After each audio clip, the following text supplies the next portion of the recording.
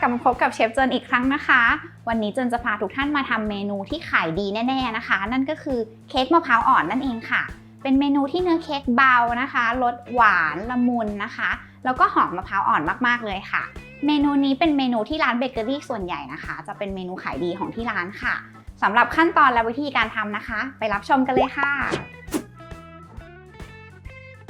อย่าลืมกดไลค์ กด Subscribe แล้วก็กดแชร์ให้กับช่องของเราด้วยนะคะเพื่อที่ท่านจะได้ไม่พลาดเมนูใหม่ๆของเรานะคะสำหรับท่านไหนที่อยากให้เราทำเมนูอะไรนะคะคอมเมนต์ไว้ข้างล่างเลยค่ะก่อนอื่นนะคะเราจะเริ่มจากการแยกไข่ก่อนนะคะวันนี้เจนจะทำเนื้อเค้กประเภทชิฟฟ่อนค่ะเพราะฉะนั้นเราจะแยกไข่ขาวกับไข่แดงออกจากกันนะคะแยกไข่นะคะ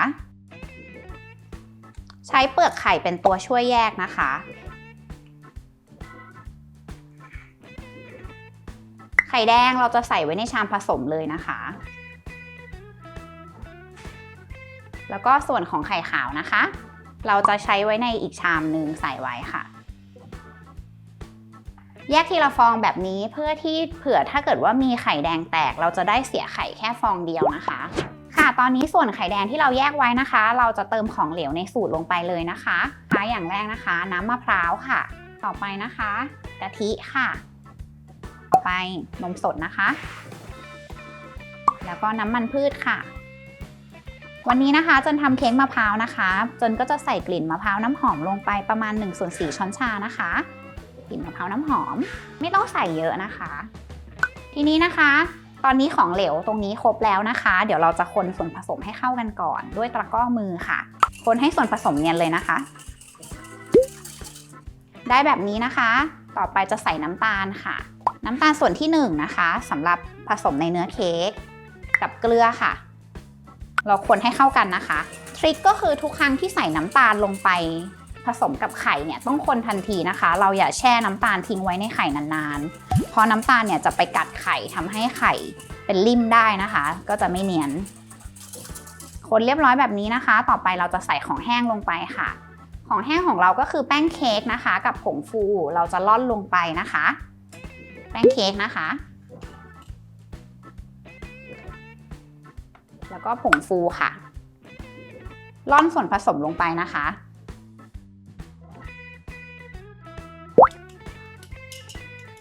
ร่อนเรียบร้อยแบบนี้นะคะคนส่วนผสมให้เป็นเนื้อเดียวกันค่ะ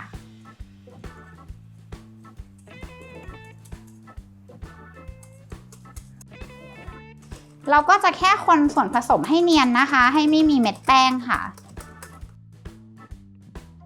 เนียนประมาณนี้ใช้ได้แล้วนะคะไม่มีเม็ดแป้งแล้วค่ะทีนี้เราก็จะพักส่วนผสมส่วนไข่แดงของเราไว้ก่อนนะคะเราจะไปทำส่วนไข่ขาวต่อค่ะตอนนี้เราจะมาทำส่วนไข่ขาวกันต่อนะคะส่วนไข่ขาวของเราก็จะมีไข่ขาวน้ำตาลทรายแล้วก็ครีมออฟทาท่านะคะเคล็ดลับต้องรู้ขั้นตอนที่1นะคะให้เราตีไข่ขาวขึ้นฟูนิดหน่อยก่อนนะคะ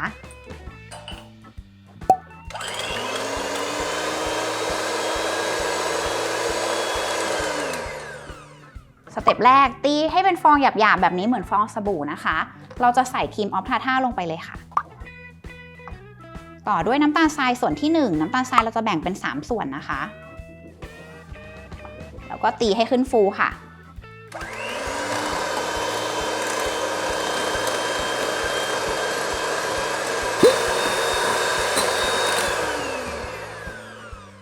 ตอนนี้เราจะเห็นว่าไข่ขาวของเรานะคะไม่มีฟองอากาศใหญ่ๆแล้วนะคะเป็นฟองละเอียดทั้งหมดแบบนี้เราจะใส่น้ำตาลส่วนที่2ลงไปค่ะแล้วตีต่อนะคะ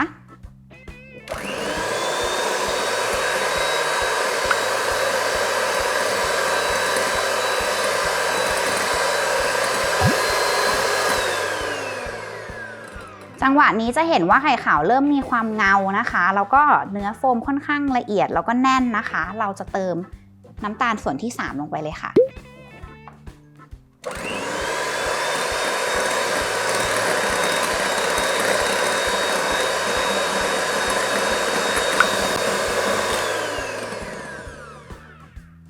ตีจนไข่ขาวตั้งยอดนะคะวิธีสังเกตอย่างแรกก็คือผิวไข่ขาวเงานะคะอย่างที่2คือเวลาเราตีเนี่ยเราจะมองเห็นรอยตะกร้อนะคะอย่างที่3พอได้ที่แล้วลองเช็คดูโดยการยกตะกร้อขึ้นแบบนี้ถ้ายอดนะคะตั้งยอดขึ้นได้แบบนี้ถือว่าใช้ได้แล้วนะคะท ทีนี้นะคะเราจะตักส่วนของไข่ขาวลงผสมกับส่วนของไข่แดงนะคะแบ่งเป็นเศษ1/3 ส่วนก่อนนะคะแบ่งเป็น3ส่วนเหมือนกันอันนี้ส่วนที่1นะคะจังหวะแรกเราจะยังสามารถใช้ตะกร้อมือได้อยู่แต่ให้คนตะล่อมเบาๆค่ะตะล่อมโดยการกวาดชามแล้วก็มือซ้ายหมุนอ่างไปด้วยนะคะ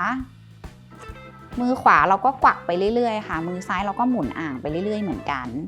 สังเกตว่าส่วนผสมเข้ากันเกือบจะดีแล้วนะคะยังเหลือริ้วขาวๆนิดหน่อยไม่เป็นไรนะคะเราก็จะเติมส่วนถัดไปได้เลยค่ะ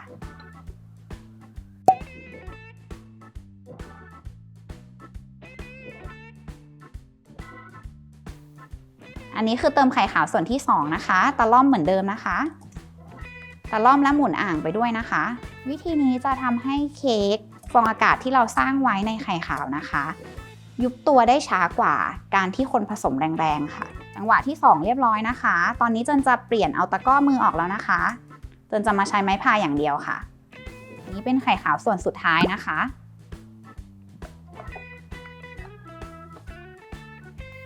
ไข่ขาวส่วนสุดท้ายเราจะใช้ไม้พายยางเป็นตัวตะล่อมแล้วนะคะไม่ใช้ตะกร้อมือแล้วนะคะ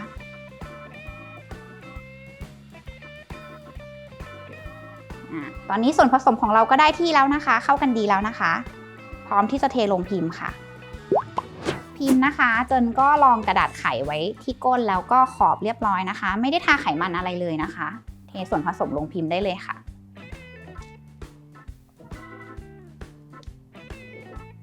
วันนี้เราใช้พิมพ์กลมขนาด2 ปอนด์นะคะทีนี้นะคะเราก็พร้อมที่จะนำเค้กเข้าเตาอบแล้วนะคะตอนนี้เราก็พร้อมที่จะนำเค้กเข้าเตาอบแล้วนะคะตั้งอุณหภูมิไว้ที่175 องศานะคะอบประมาณ30 นาทีค่ะ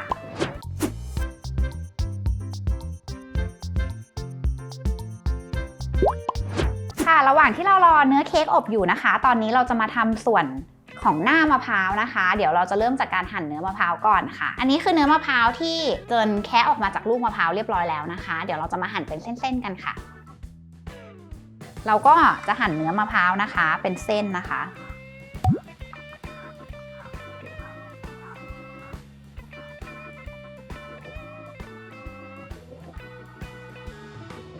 แบบนี้นะคะเอาใส่ถ้วยไว้ค่ะ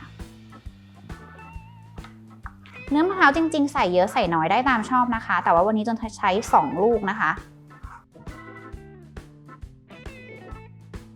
ให้เป็นเส้นประมาณนี้นะคะ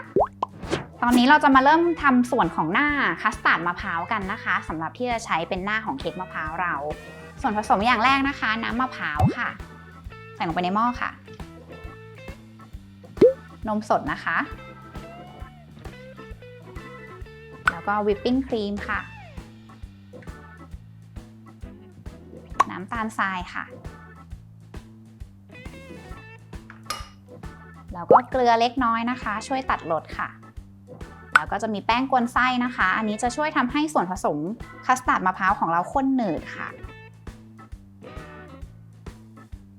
ทีนี้เราจะเริ่มเปิดเตาได้เลยนะคะเราก็จะต้มส่วนผสมนี้ให้ร้อนนะคะระหว่างนี้ใช้ตะกร้อมือคอยคนส่วนผสมให้เข้ากันด้วยนะคะต้มจนกว่าส่วนผสมจะเดือดข้นนะคะเวลากวนให้ใช้ไฟอ่อนนะคะเพราะว่าพอจุดที่ได้แล้วเนี่ยจะข้นเร็วมากเลยค่ะพอส่วนผสมเริ่มข้นนะคะจะลักษณะเป็นแบบนี้นะคะให้เรารีบใส่เนื้อมะพร้าวลงไปนะคะเราจะไม่ใส่เนื้อมะพร้าวตั้งแต่แรกเพราะว่าถ้าเรากวนนานเนี่ยเนื้อมะพร้าวมีโอกาสที่จะเปื่อยยุ่ยนะคะเราก็หายไปเลยค่ะแต่ว่าเนื้อมะพร้าวจะต้องผ่านความร้อนนะคะไม่งั้นจะเสียเร็วกวนให้ได้ส่วนผสมที่เป็นซอสข้นแบบนี้นะคะพอข้นแบบนี้ปิดไฟได้เลยนะคะแล้วก็ใส่เนยลงไปเลยค่ะเนยใส่เพื่อหยุดอุณหภูมินะคะคนให้เนยละลายค่ะคนจนกว่าส่วนผสมจะเนียนเนยละลายหมดนะคะได้เรียบร้อยนะคะส่วนผสมข้นเนียนเป็นซอสแบบนี้นะคะทีนี้เราจะเปลี่ยนภาชนะไปใส่ชามนะคะพักไว้ให้เย็นค่ะส่วนผสมตอนนี้นะคะเราจะเปลี่ยนภาชนะเทออกจากหม้อนะคะเราก็พักไว้ให้เย็นค่ะ เวลาพักนะคะต้องหาอะไรปิดหน้าเขาไว้ด้วยนะคะ วันนี้จันใช้เป็นกระดาษไขนะคะ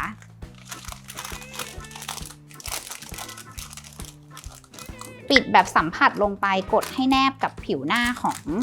ครีมของเรานะคะถ้าไม่มีกระดาษไขจะใช้เป็นแรปฟิล์มก็ได้ค่ะปิดไว้แบบนี้นะคะนำไปแช่ในตู้เย็นรอให้เย็นได้เลยค่ะตอนนี้เค้กอบเสร็จเรียบร้อยแล้วนะคะสปริงตัวดีนะคะออกจากเตาอบแล้วรีบกระแทกเค้กนะคะแบบนี้จะช่วยป้องกันไม่ให้เค้กยุบค่ะอันนี้เป็นเนื้อเค้กของเราที่อบเสร็จเรียบร้อยแล้วนะคะเรารอเย็นแล้วนะคะตอนนี้เดี๋ยวเจนจะมาตัดเนื้อเค้กกันค่ะอันนี้เป็นที่ตัดเค้กนะคะแบบนี้มันจะมีลวดสลิงแบบนี้เพื่อที่จะใช้วัดระดับ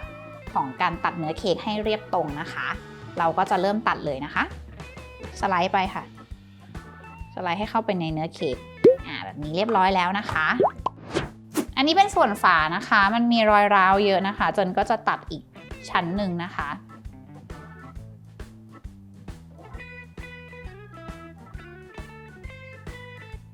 ส่วนนี้เราไม่ได้ใช้นะคะเราจะใช้แผ่นนี้ค่ะเดี๋ยวเราจะใส่ตัวคัสตาร์ดครีมมะพร้าวที่เราทำแช่เย็นไว้แล้วก่อนหน้านี้มาไว้ชั้นกลางตรงนี้นะคะครีมส่วนที่เราทำไว้คัสตาร์ดมะพร้าวนะคะตักไว้ในเลเยอร์ชั้นกลางของเค้กของเราเลย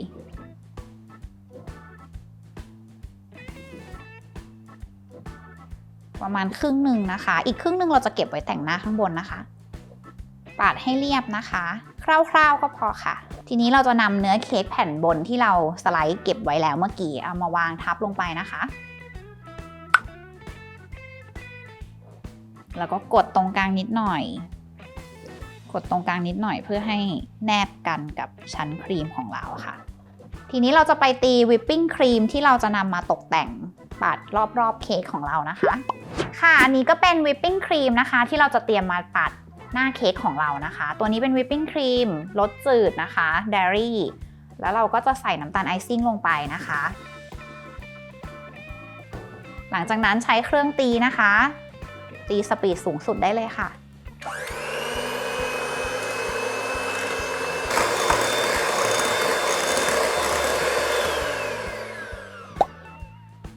ตอนนี้ครีมของเราก็ได้ที่แล้วนะคะ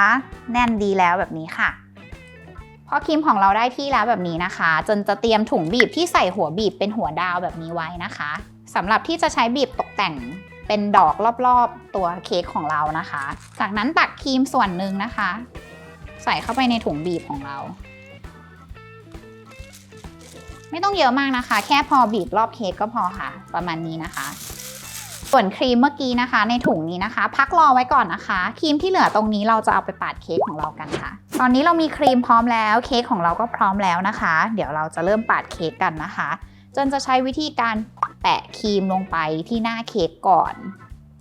แบบนี้นะคะเราก็ใช้สเปตูล่านะคะปาดให้เรียบค่ะให้หน้าเค้กเรียบก่อนนะคะถ้ามันมีส่วนเกินตกลงไปที่ขอบเค้กด้านข้างแบบนี้ไม่เป็นไรนะคะเดี๋ยวเราค่อยปาดเก็บทีหลังค่ะปาดให้ล้ำออกมาจากขอบเค้กก่อนจะดีกว่าทำงานง่ายกว่านะคะแบบนี้หน้าได้แล้วนะคะทีนี้จะมาปาดเก็บด้านข้างนะคะเวลาปาดเก็บด้านข้างเราอาจจะเริ่มจากจุดที่มีครีมเหลือๆเยอะๆตรงนี้ก่อนได้นะคะแล้วก็เผยหน้าไม้ซ้ายขวานะคะยังไม่ต้องสนใจความเรียบนะคะแค่ให้คลุมเนื้อเค้กให้ได้ทั้งหมดก่อนตอนนี้เราสามารถคลุมเนื้อเค้กได้ทั้งหมดแล้วนะคะทีนี้เราจะมาปาดเก็บรายละเอียดงานกันค่ะตั้งสเปตูล่าแบบนี้เราเผยหน้าไม้นิดหน่อยนะคะแล้วก็ปาดยาวไปเลยค่ะมือหมุนไปด้วยนะคะถ้ามันมีรูแบบนี้นะคะให้เราเติมครีมลงไปค่ะเพื่อเก็บรายละเอียดงานเพิ่มนะคะแล้วก็ปาดเก็บค่ะพอปาดขอบได้เรียบร้อยแล้วนะคะเราจะมาปาดเก็บรายละเอียดด้านหน้ากันนะคะเปิดหน้าสเปตูล่าแบบนี้นะคะเพื่อเผยหันเข้าไปด้านหน้าเค้กแบบนี้นะคะแล้วก็ปาดเข้าไปเลยค่ะเก็บไปเรื่อยๆค่ะตอนนี้เราปาดเค้กเรียบร้อยหมดแล้วนะคะตอนนี้เราจะมาตกแต่งขั้นตอนการบีบครีมนะคะจนจะใช้หัวบีบดาวแบบนี้นะคะบีบเป็นดอกรอบๆเค้กรอบวงกลมแบบนี้เลยนะคะ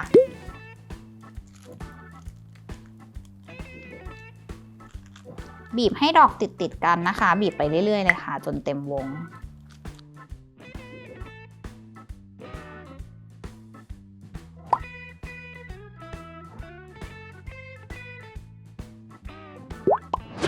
ช่องตรงกลางตรงนี้นะคะจนจะใส่ครีมที่เราทำเอาไว้นะคะ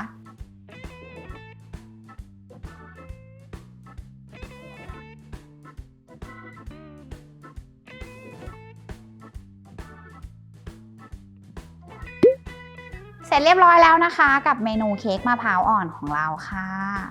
เดี๋ยวตอนนี้นะคะเราจะเอาไปแช่เย็นไว้ก่อนนะคะสัก3 ชั่วโมงนะคะค่อยเอามาตัดจะได้สวยๆค่ะ